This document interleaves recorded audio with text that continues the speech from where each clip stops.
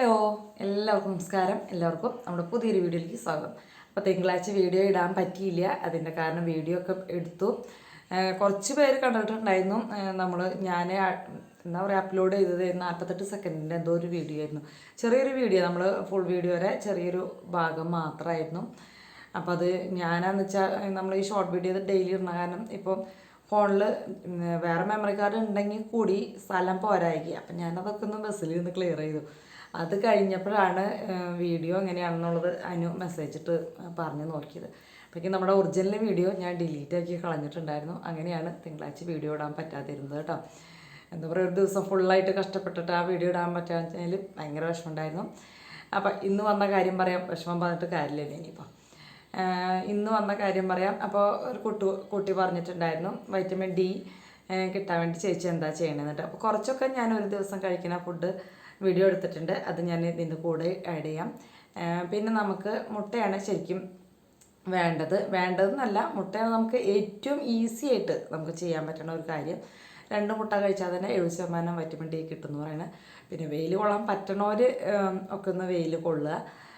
എപ്പോഴെങ്കിലും നമ്മൾ ബസ് സ്റ്റോപ്പിൽ നിൽക്കുമ്പോഴോ, ഞാൻ അങ്ങനെയൊക്കെയാണ് ചെയ്യണത്. എന്നുവെച്ചാൽ നമ്മൾ രാവിലെ ഞാൻ 8 മണിക്ക് ഉള്ളിൽ നമ്മൾ വീട്ടിൽ നിന്ന് ഇറങ്ങി വൈകുന്നേരം ഇരുട്ടായിട്ട് വീട്ടിലെത്തുമ്പോൾ വൈറ്റമിൻ ഡി കിട്ടാനൊന്നും ഒരു വഴിയുമില്ല. അപ്പോൾ പിന്നെ നമുക്ക് വേറെ ഓപ്ഷനിലില്ല. അപ്പോൾ ബസ് സ്റ്റോപ്പിലൊക്കെ നിൽക്കുമ്പോഴൊക്കെ വെയിലത്ത് നീങ്ങി നിൽക്കുക, അങ്ങനെയൊക്കെ ചെയ്യാം, പറ്റുകയാണെങ്കിൽ ചെയ്യാം. പിന്നെ ചിലവർക്ക് ഫുഡ് കഴിച്ചാലും അങ്ങനെ ശരീരത്തിലേക്ക് അബ്സോർവ് ചെയ്യാൻ പറ്റില്ല, അങ്ങനെയാണ് ഡോക്ടർ പറഞ്ഞത്. അപ്പോൾ അങ്ങനെയായിരിക്കാം, എന്താണെന്നറിയില്ല. ഇപ്പോൾ കുറേ പേർക്കുണ്ട് ഈ വൈറ്റമിൻ ഡിയുടെ. നമ്മൾ ആ വീഡിയോ ഇട്ടിട്ട് ആ വീഡിയോയുടെ അടിയിൽ തന്നെ 7 വരെയുള്ളവർ പറഞ്ഞു. അപ്പോൾ ഞാൻ ചെയ്യുന്ന കാര്യങ്ങൾ മുട്ട കഴിക്കുക, പിന്നെ പാലുൽപ്പന്നങ്ങൾ കേട്ടോ, പാല്, തൈര്, ചീസ്, പനീർ, അങ്ങനെ പാൽക്കട്ടി, അങ്ങനെ എല്ലാതും പാലിൽ നന്നായിട്ട് ഉണ്ട് കേട്ടോ. എനിക്ക് വൈറ്റമിൻ ഡിയുടെ ഗുളിക എഴുതുന്നതോടൊപ്പം തന്നെ ഡോക്ടർ കാൽസ്യത്തിൻ്റെയും കൂടി ഗുളിക എഴുതിയിട്ടുണ്ട്. ഞാൻ പറഞ്ഞു എന്ന് വിചാരിച്ചിട്ട് കൂട്ടുകാർ ഇത് അതുപോലെ ഒരിക്കലും ചെയ്യരുത്. കൂട്ടുകാർക്ക് അങ്ങനെ എന്തെങ്കിലും വയ്യായ്ക ഉണ്ടെങ്കിൽ ഡോക്ടറെ കാണാൻ ടെസ്റ്റ് ചെയ്യുക. ഡോക്ടറുടെ നിർദ്ദേശപ്രകാരം മാത്രമാണ് നമ്മൾ മരുന്ന്, എന്താ വെച്ചാൽ ഇത്ര ഒരു ഇത് കഴിക്കണം എന്നുണ്ട്. അതിൻ്റെ ആ കോഴ്സിന് എന്നോട് എന്നിട്ട് 1000-ൻ്റെ അങ്ങനെ എന്തോ എനിക്ക് തോന്നിയത്. കേട്ടതിൻ്റെ ആണെന്ന് അറിയില്ല, അതിനെപ്പറ്റിയൊന്നും അറിയില്ല. അപ്പോൾ ഓരോന്നിനും ഓരോ കണക്കുണ്ടല്ലോ എല്ലാത്തിനും. അപ്പോൾ ഡോക്ടറെ കണ്ടിട്ട് മാത്രം കഴിക്കുക. പിന്നെ ഫുഡ് നമ്മൾ നോർമലി കഴിക്കുക തന്നെ ചെയ്യുക. അതിലൊന്നും നമുക്ക് ശ്രദ്ധിക്കുക. അത് വെച്ചിട്ട് വൈറ്റമിൻ ഡി അടങ്ങിയത് മാത്രം കഴിച്ചിരിക്കരുത് കേട്ടോ, എല്ലാതും ഉൾപ്പെടുത്തുക. അതിനിടയ്ക്ക് വൈറ്റമിൻ ഡി ഇല്ലാത്തവരാണെങ്കിൽ അല്ലെങ്കിൽ കാൽസ്യം ഇല്ലാത്തവരാണെങ്കിൽ അതിനൊരു, ഇപ്പോൾ ഈ മുട്ട കഴിച്ചിട്ടുണ്ടെങ്കിൽ പാല് കഴിച്ചിട്ടുണ്ടെങ്കിൽ ഒക്കെ അതിൽ കാൽസ്യം ഉണ്ടല്ലോ, വൈറ്റമിൻ ഡി മാത്രമല്ല, ഒന്നും അല്ലല്ലോ. അപ്പോൾ അത് കാരണം അപ്പോൾ മുട്ട 2 കഴിക്കാൻ നോക്കുക. അത് കഴിച്ചിട്ട് ഇനിയിപ്പോൾ വല്ലവരും കൊളസ്ട്രോളോ ഉള്ളവരോ അല്ലെങ്കിൽ മുട്ട കഴിക്കാൻ പാടില്ലാത്ത വേറെ എന്തെങ്കിലും അസുഖമുള്ളവരൊക്കെ ഉണ്ടോയെന്നൊന്നും എനിക്കറിയില്ല. അപ്പോൾ അങ്ങനെയുള്ളവരാണെങ്കിൽ അതൊക്കെ ശ്രദ്ധിച്ചിട്ട് വേണം കഴിക്കാൻ. എന്നെ സംബന്ധിച്ചെന്ന് പറയുന്നത് എനിക്ക് കൊളസ്ട്രോളോ ആയാലും എല്ലാതും കുറവാണ്. അത് കാരണം കൊണ്ട് തന്നെ എനിക്കങ്ങനെ ഫുഡ് എന്ത് കഴിക്കണോണ്ടും വലിയ വിരോധമില്ല. അപ്പോൾ അങ്ങനെ ഞാനിപ്പോൾ 2 മുട്ട എന്തായാലും ഞാൻ കഴിക്കും, 2 എപ്പോഴെങ്കിലുമൊക്കെ, രാവിലെ ആയിട്ടോ വൈകുന്നേരം ആയിട്ടോ നമുക്കൊരു കഴിക്കാനൊരു ഇൻട്രസ്റ്റ് തോന്നുന്ന ആ സമയം നോക്കി ഞാൻ കഴിക്കും. പിന്നെ ചീര അരിഞ്ഞ് വെച്ചിട്ട് ചിലപ്പോൾ മുട്ടയുടെ കൂടെ തന്നെ കുറച്ച് കഴിക്കും. അല്ലെങ്കിൽ എപ്പോഴെങ്കിലുമൊക്കെ കുറച്ച് ചീര എടുത്തിട്ട് അങ്ങനെ കഴിക്കും. പിന്നെ പറഞ്ഞ മാതിരി പാൽ എനിക്ക് ഒട്ടും ഇഷ്ടമില്ലാത്തൊരു സാധനമാണ്. ചായ കുടിച്ചുകൊണ്ട് നമുക്കതിന് പ്രത്യേകിച്ച് ഗുണം നമ്മുടെ ശരീരത്തിന് കിട്ടില്ല എന്നാണ് പറയുന്നത്. പാലായിട്ട് തന്നെ കഴിക്കണം എന്നാണ് പറയുന്നത് കേട്ടോ. ചെറു ചൂടോടുകൂടി മധുരം ഇടാണ്ട് കുടിക്കാൻ പറ്റുന്നവർ 5 ഗ്ലാസ് അത് കുടിക്കുക. ചില പഠനങ്ങളൊക്കെ പാൽ കുടിക്കാൻ പാടില്ല എന്നും പറയണ കുറേ വീഡിയോ ഒക്കെ ഞാൻ കണ്ടു കേട്ടോ. നമുക്ക് എല്ലാതും ചിക്കിച്ചകഞ്ഞാൽ നമുക്ക് പറ്റില്ല കഴിക്കാനായിട്ട്. അപ്പോൾ നമുക്ക് ഒരു ലെവലിലേക്കൊക്കെ ഭക്ഷണത്തിൻ്റെ കാര്യങ്ങൾ ശ്രദ്ധിക്കുക, അത്ര തന്നെ. ഓവറായിട്ട് ചിന്തിച്ച് കൂട്ടി ഭക്ഷണമൊക്കെ കഴിക്കാൻ നിന്നുണ്ടെങ്കിൽ നമുക്ക് സ്വസ്ഥത കിട്ടില്ല. അപ്പോൾ അത് കാരണം എന്നാൽ കഴിക്കാണ്ടിരുന്നാലും പറ്റില്ല.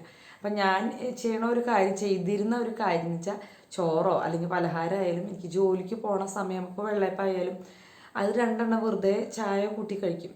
അപ്പോൾ അതിൽ നമുക്കൊന്നും കിട്ടാനില്ല. നമ്മുടെ ശരീരത്തിന് കാർബ് മാത്രമല്ല കിട്ടാനുള്ളൂ. കാർബ് വേണം നമ്മുടെ ശരീരത്തിന് കുറച്ച്, നമുക്ക് എനർജി കിട്ടാനും നടക്കണേനൊക്കെ നല്ലതാണെന്ന് പറയുന്നുണ്ട്. പക്ഷെ അത് വിചാരിച്ചിട്ട് അത് മാത്രമായ കാര്യമില്ല. അപ്പോൾ അത് കാരണം കൊണ്ടൊക്കെ ആയിരിക്കാം എനിക്കിങ്ങനെ വന്നത്.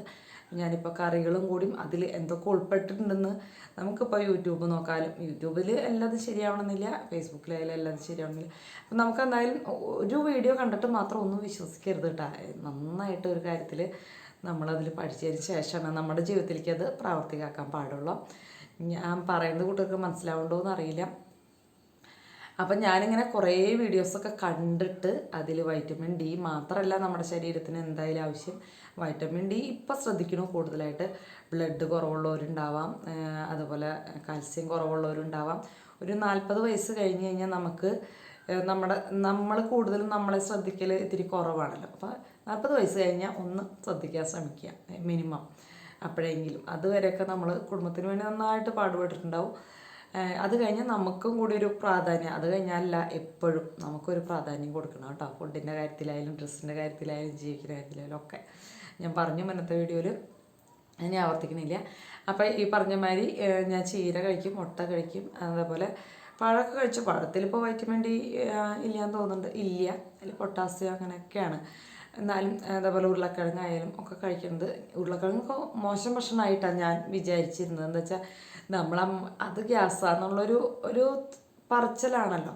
പക്ഷേ എല്ലാതും കഴിക്കണം. എന്ത് ഫുഡായാലും നമ്മൾ പച്ചക്കറി ആയാലും നോൺ വെജ് ആയാലും മീനായാലും മുട്ടയായാലും പാലായാലും ഒക്കെ നമ്മുടെ ഇപ്പം നമ്മൾ വേറൊരു നാട്ടിലെ വീഡിയോ എടുത്ത് കാണുന്നതായിരിക്കും. അതിലവർ ഫുഡ് കഴിക്കുന്നത് ശ്രദ്ധിച്ചിട്ടുണ്ടാവുമോ കൂട്ടുകാർ? അവർ ഉച്ചയ്ക്ക് ഒരു ഫുഡ് കഴിച്ച ഒരു കപ്പ് ചോറ് കഴിക്കുന്ന നാടാണെങ്കിൽ ഒരു കപ്പ് ചോറ്, അല്ലെങ്കിൽ അതിന് അനുസരിച്ച് ധാന്യങ്ങൾ എന്തെങ്കിലും ഒന്ന് അവരൊരു തരി ഉണ്ടാവും, പിന്നെ മുട്ട ഉണ്ടാവും, ഇലക്കറി ഉണ്ടാവും, വെജിറ്റബിൾ ഉണ്ടാവും, നോൺ വെജ് ഉണ്ടാവും. അതിൻ്റെ കൂടെ അവർ പാലും ഏതെങ്കിലുമൊക്കെ സമയത്ത് ഉൾപ്പെടുത്തും. അങ്ങനെയാണ്. അപ്പം എനിക്ക് പാൽ കുടിക്കാൻ ഇഷ്ടമില്ലാത്തതുകൊണ്ട് ഷേക്ക് അടിച്ചാണ് കുടിക്കുന്നത്, അല്ലെങ്കിൽ സ്മൂത്തി പോലെയൊക്കെയാണ് ഞാൻ കുടിക്കുന്നത് കേട്ടോ.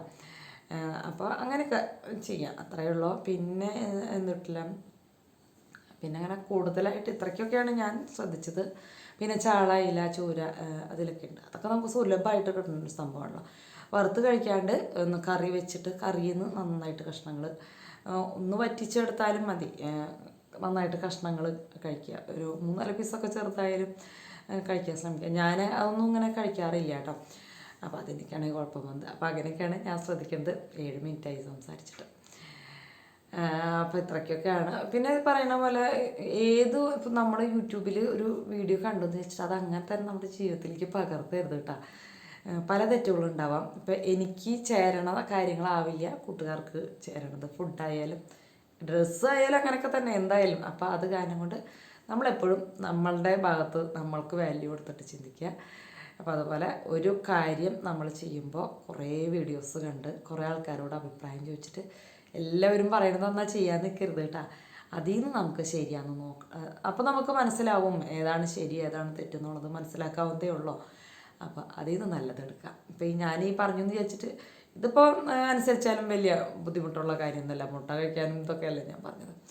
അപ്പോൾ അങ്ങനെ. അപ്പോൾ ഓക്കെ, ബാക്കിയുള്ള വീഡിയോ കാണാം. ഇതിൻ്റെ ഞാൻ കഴിക്കുന്ന ഒരു കാര്യങ്ങളൊക്കെ തന്നെയാണ് ബാക്കിയുള്ള ഭാഗത്ത് ഞാൻ കാണിച്ചിരിക്കുന്നത്. അതൊന്ന് കാണാം കേട്ടോ.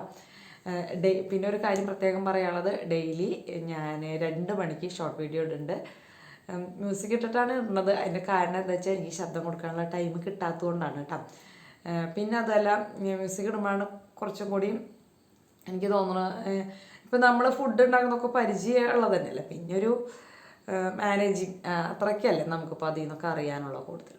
അപ്പോൾ അത് കാരണം കൊണ്ട് പാട്ടിട്ടിട്ടിടുന്നത് തന്നെയാണ് നല്ലതെന്ന് എനിക്ക് തോന്നുന്നു.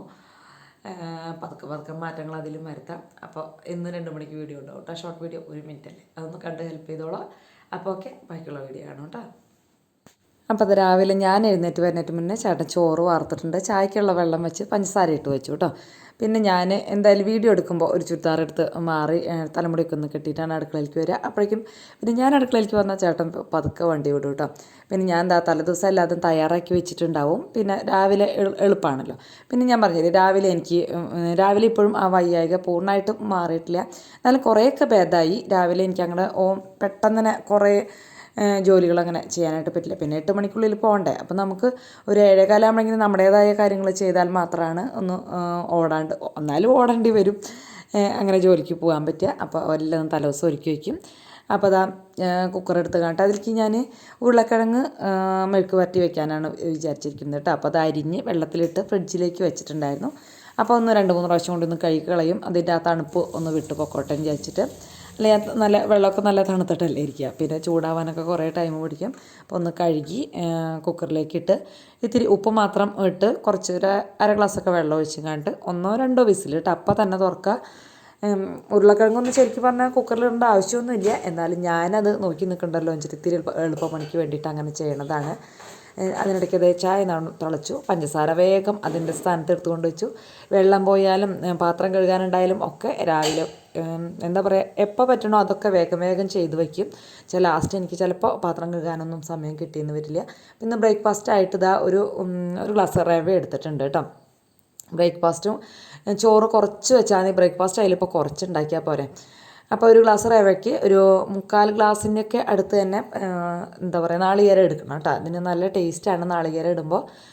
പിന്നെ നമുക്കതിലേക്ക് വേണ്ടത് കുഞ്ഞുള്ളി ഉണ്ടല്ലോ, ചെറിയുള്ളിയും അതുപോലെ ജീരകം, 2-3 അല്ലി വെളുത്തുള്ളി, ഇത്തിരി കറിവേപ്പിലൊക്കെ ഇടാം കേട്ടോ. നമുക്ക് എല്ലാതും കൂടി ഇട്ടിട്ട് ഒന്ന് അരച്ചെടുക്കുക. നല്ല ഫൈനായിട്ട് അരച്ചെടുക്കേണ്ട ആവശ്യമില്ല, ഇത്തിരി തരിതരിപ്പോടുകൂടി തന്നെ അരച്ചെടുക്കുക കേട്ടോ.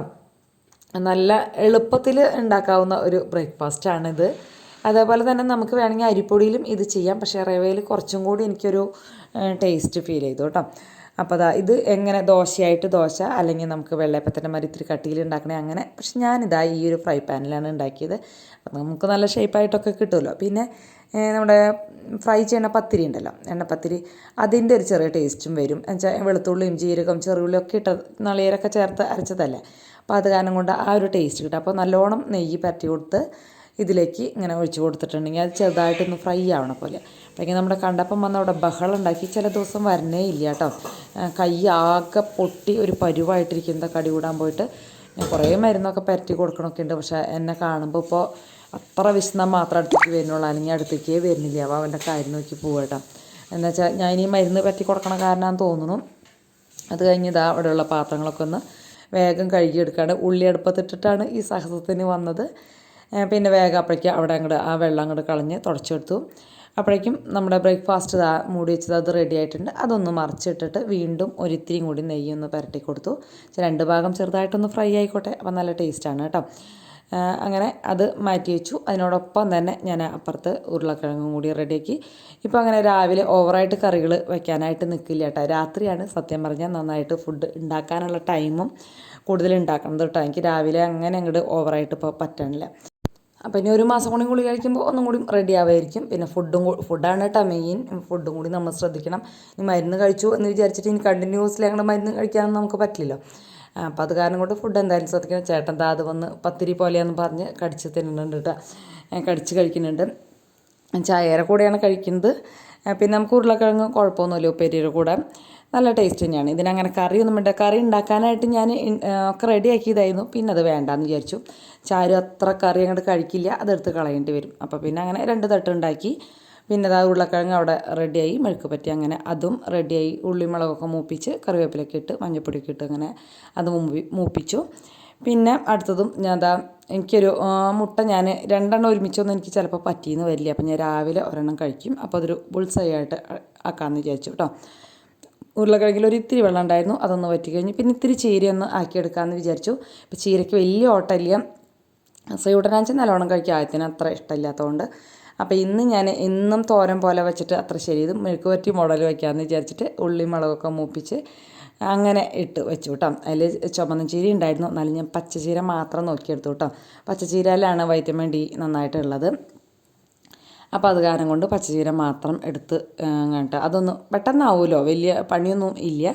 പിന്നെ ഇങ്ങനത്തെ ചീനച്ചട്ടിയാകുമ്പോൾ ചൂടായി കഴിഞ്ഞാൽ പെട്ടെന്ന് തന്നെ ആവും. ചേട്ടന് കൊണ്ടുപോകാനുള്ള ഒരു മുട്ട ചേട്ടൻ അവിടെ നിന്ന് പൊരിക്കുന്നുണ്ട്. ഞാൻ 3 എണ്ണമൊക്കെ എടുത്ത് വെച്ച് വലിയ കാര്യത്തിൽ, പക്ഷേ 3 എണ്ണമൊന്നും ഇറങ്ങിയില്ല കേട്ടോ, അത്ര പറ്റിയില്ല. 2 അപ്പം പിന്നെ ആ കറികളും മുട്ടയും ഒക്കെ കഴിച്ചപ്പം ഫുള്ളായിട്ട് അന്ന് എന്താ പറയുക, ഞാനിങ്ങനെ ഫുള്ളായിട്ട് കഴിക്കുന്നത് അപൂർവമാണ് ഇപ്പോൾ. പക്ഷേ കുറച്ച് ദിവസമായിട്ട് രാവിലെ അങ്ങനെ ഭക്ഷണത്തിന് വേണ്ടി ടൈം മാറ്റി വയ്ക്കും. രാവിലെ എന്നല്ല, എല്ലാ സമയത്തും അങ്ങനെ തന്നെയായി. ഭക്ഷണത്തിന് പ്രാധാന്യം കൊടുത്തു തുടങ്ങിയിട്ടോ, അല്ലെങ്കിൽ നമുക്ക് വിവരം അറിയും. അങ്ങനെ ഞാൻ ഉരുളക്കിഴങ്ങിനെ പറ്റിയൊക്കെ പറയണതാണ്. അപ്പം ഞാൻ മുന്നേ ഇരുന്ന് പറഞ്ഞിട്ടുണ്ടല്ലോ, അപ്പോൾ അതിൻ്റെ കൂടെ ഇനി ഇതും കൂടി ആഡ് ചെയ്യണ്ടെന്ന് വെച്ചിട്ട് ഞാനിപ്പോൾ പറയണില്ല. പിന്നെ അതേപോലെ മുട്ട അധികം വേവിക്കാൻ, മുട്ട അല്ല അതിൻ്റെ ഉണ്ണി അധികം വേവിക്കാണ്ട് കഴിക്കുന്നത് നല്ലതെന്ന് പറയുന്നുണ്ട്. പക്ഷേ എനിക്ക് ചില നേരത്തെ അങ്ങനെ കഴിക്കാൻ പറ്റില്ല. ചില നേരത്തെ അതിനോടൊരു ഇഷ്ടം തോന്നുമ്പോൾ അങ്ങനെ കഴിക്കും കേട്ടോ. പക്ഷേ ഇന്ന് എനിക്ക് അങ്ങനെ തോന്നിയില്ല. അത് കാരണം കൊണ്ട് ഞാൻ ഇത്തിരി വേവിച്ചു. പിന്നെ ചേട്ടന് വേഗം ചോറ് പകർത്തി കൊടുത്തു. അങ്ങനെ ചേട്ടൻ അങ്ങനെ പകർത്തി കൊടുത്തു. പിന്നെ ഞാൻ വെയിൽ കൊള്ളത് ഇങ്ങനെ ബസ് വരുന്നതിൻ്റെ തൊട്ട് മുന്നൊക്കെ നമുക്ക് തണലത്ത് നിൽക്കാം, പക്ഷെ ഞാൻ വെയിലത്തേക്ക് നീങ്ങി നിൽക്കും. അങ്ങനെയാണ് വെയിലൊക്കെ കൊള്ളുന്നത്. ഒളിച്ച് കിടക്കാവേ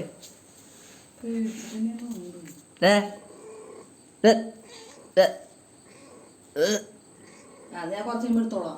അപ്പോൾ കണ്ടപ്പോൾ മരുന്ന് പറ്റാൻ പോയപ്പോൾ ഒളിച്ചാലന്മാരുടെ ഇടയിൽ കയറിയിരിക്കുന്നതാണ് കണ്ടത്. പിന്നെ ഞാൻ നെല്ലിക്കത റെഡിയാക്കി വെച്ചിട്ടുണ്ട്. നല്ല ടേസ്റ്റാണ് കേട്ടോ, എനിക്ക് നല്ല ഇഷ്ടപ്പെട്ടു.